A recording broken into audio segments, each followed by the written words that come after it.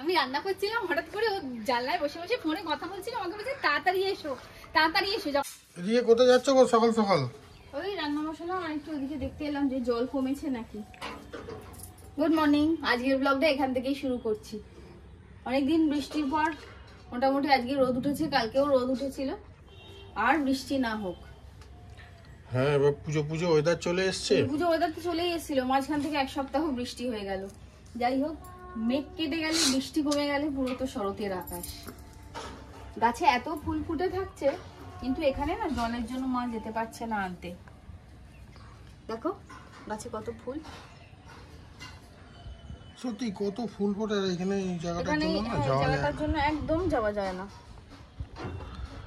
আকাশটা দেখো কি সুন্দর লাগছে। শরতের আকাশই তো দেখার মতন আকাশ। চলো যাই। পুকুরের মধ্যে এই যে শাকগুলো হয়ে থাকে, আগে কত এগুলো খাওয়া হতো। আমরা ছোটবেলায় প্রচুর খেয়েছি, পরিষ্কার থাকতো তখন, তো এগুলো খাওয়া হতো। এখন তো পুকুরে, তখন পুকুরে এত এইরকম লেভেলের জল থাকতো না। তখন মানুষজন পুকুর নোংরা করতো না, বা এখন যে আলাদা করে নোংরা করছে সেটা নয়। বানের জল ঢোকে, নরমাল বৃষ্টির জল, অনেক নোংরা টোংরা চলে আসে। জায়গা উঁচু হয়ে গেছে না, জল ঢুকে যায়। আগে আমরা সেই কুয়োর মতন বালতিতে করে দড়ি বেঁধে আমাদের ওইখানে থেকে জল তুলতাম আমরা এই পুকুরে। আর এখন এই পুকুরের জল মানে সবসময় গোড়ালি ভেজা থাকে আর কি। আগেকার তখন এইসব শাক হতো, এখানে ভর্তি শাক হতো, আর সেই শাকও আমরা খেতামও কত। এসব শাকের কি স্বাদ! এই পুকুরের মাছও কত খেয়েছি, কিন্তু এখন আর খাই না। চলো, না পরিষ্কার করলে এরকমই হয়। রান্না বান্না গুলো সারি। হ্যাঁ চলো। বসিয়ে দিয়েছি ওদিকে, একদিকে ভাত আর তরকারি করব বলে সবজি টবজি কাটছিলাম। মা আমটা কেটে দিচ্ছে, চাটনিটা করব। যাই, রান্না বান্না গুলো, নিত্য কর্মগুলো সারি আর কি। ঠিক আছে, রেডি হয়ে বেরিয়ে পড়েছো? ব্যাগ হাতে দেবো না নিয়ে নেবে? কি ঝলমলে রোদ উঠেছে বাবা।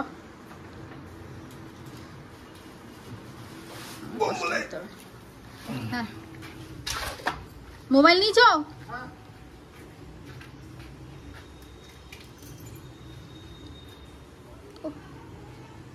জব্বর রোদ উঠেছে না।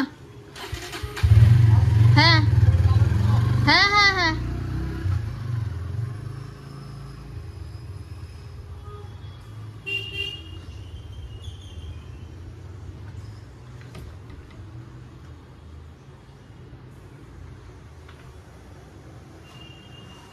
কি দারুণ আকাশ।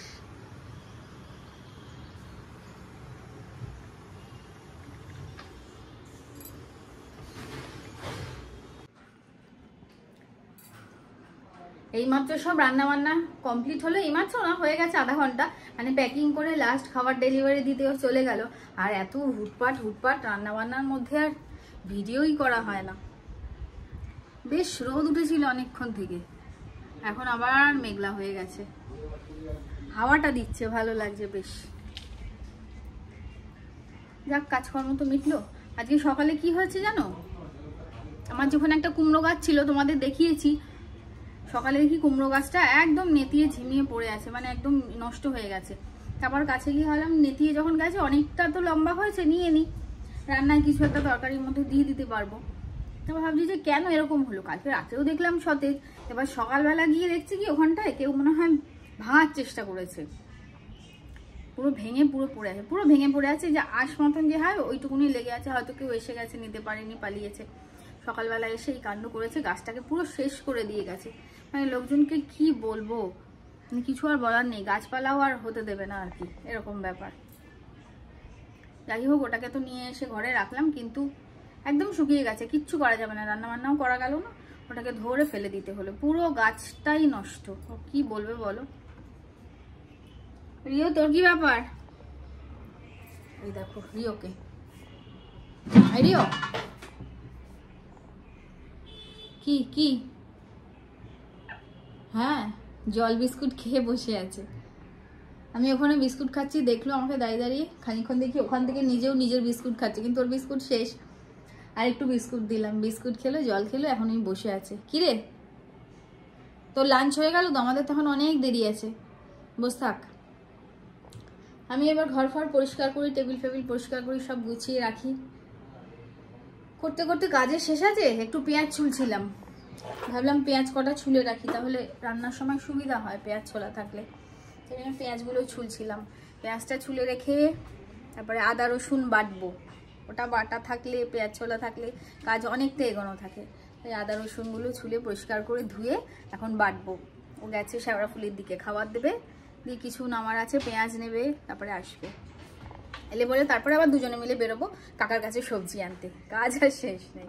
চলো কাজগুলো আগে ঝটপট করে নিই।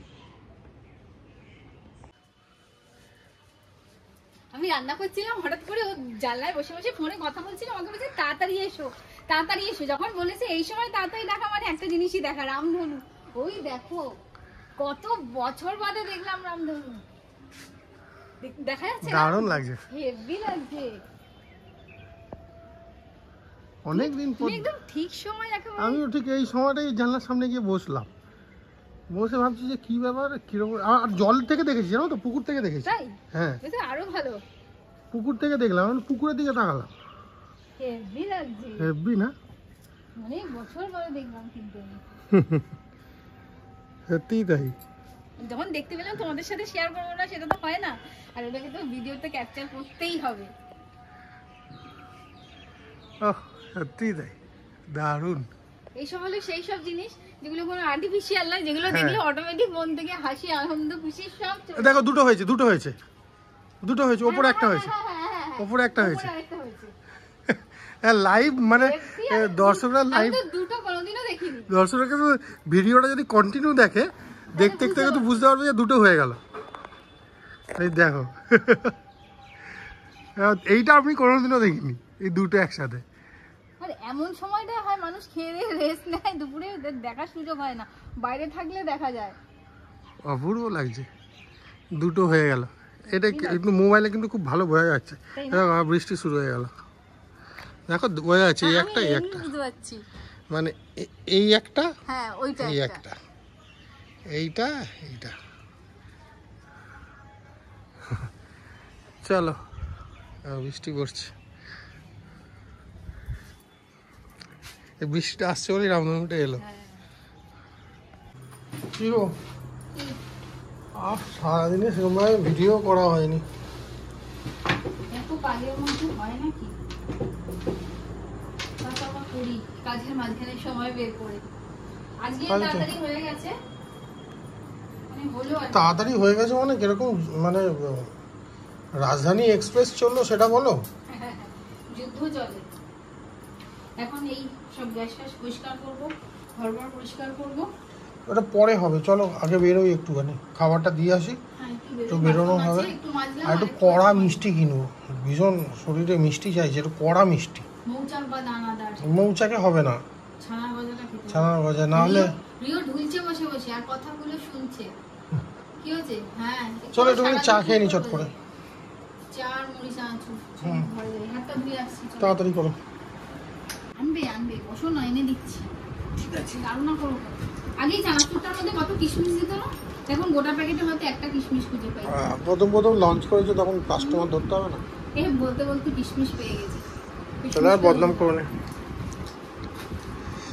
হ্যাঁ, আগে পার্সেন্টেজ খুব বেশি ছিল, আমি দেখেছি এটা। আমি আগের বার যখন কিনেছিলাম, কারণ চানাচুরটা এখন টেস্ট ভালো, খুব ভালো। এখন টক ঝাল মিষ্টি চানাচুর আনবে, এনে একটু মিক্সির বাটিতে দেবে, পুরো পাউডার বানাবে না, জাস্ট একবার ঘোরাবে, একটা আধা ভাঙা হবে। আর ময়দাটাকে নুন চিনি আর বেশি করে সাদা তেল দিয়ে ময়াম দিয়ে ভালো করে মাখবে। লেচি করবে, আমি রেসিপি বলে দিচ্ছি চটপট খেতে খেতে। লেচি করে ভেতরে ওই যে পুরটা করে থাকবে ওটা দেবে। চাইলে ওর মধ্যে একটু সামান্য কাসুরি মেথি দিতে পারো, আর কিচ্ছু লাগবে না, না দিলেও কিচ্ছু হবে না। দিয়ে এবার ওটাকে ওই যে পুরটা করবে হালকা করে বেলবে, বেশি বেশি বড় করবে না, খাস্তা কচুরি হবে আর কি। দিয়ে ওটাকে ভাজবে, যেরকম ভাবে কচুরি ভাজে, হালকা গরম তেলে দিয়ে একদম ক্রিস্পি করে ব্রাউন করে ভাজবে, তারপর খেয়ে দেখুন। তোমার রেসিপি আছে এটার?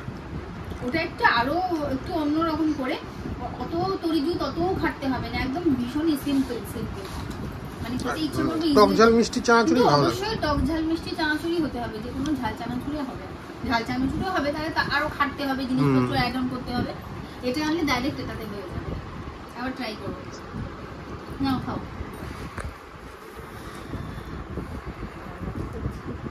হ্যাঁ বাবা তুমি এরকম হয়ে গেছো কেন?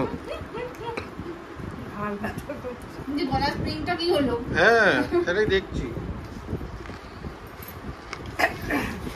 যত চাইছি ভেতর থেকে একটু ভালো জামা বের করতে, তত ওই কাঠি ভাজাগুলো আসছে, ওগুলোকে আমি একদম পছন্দ করি না। ঘাড় আর পায়ের কি দোষ? ব্যায়াম না করলে ব্যথা করবে। বলবে করি, তোরা কি দেখে সকালবেলা উঠে করি? যেহেতু আমরা যখন ঘুমাই, হ্যাঁ যেহেতু আমরা ঘুমাই করে না, আর যেটা করে ওটাকে ব্যায়াম বলে না। বাবা যখন থাকতো খাটে বসে থাকতো আর চেয়ারে বসিয়ে খাটে বসিয়ে জোর করে করাতো, অনেকগুলো সেট করে করাতো, কি বিরক্ত হতো, চিৎকার করতো, গজগজ করতো, বাবার সাথে ঝগড়া করতো ওই ব্যায়াম করা নিয়ে। লোকে ভাববে বাবা কি না কি হচ্ছে, ঝগড়া করছে, সেটা কেউ বুঝবে না বাইরে থেকে যে বাবা ব্যায়াম করতে যাইছে, ব্যায়াম করতে পারবে, করবে না। গলায় কলার ছিল, হ্যাঁ ফেলে দিয়েছে, করবে না বলে সোজা ফেলে দিয়েছে বেলটাকে, সোজা ফেলেই দিয়েছে, মানে এরকম।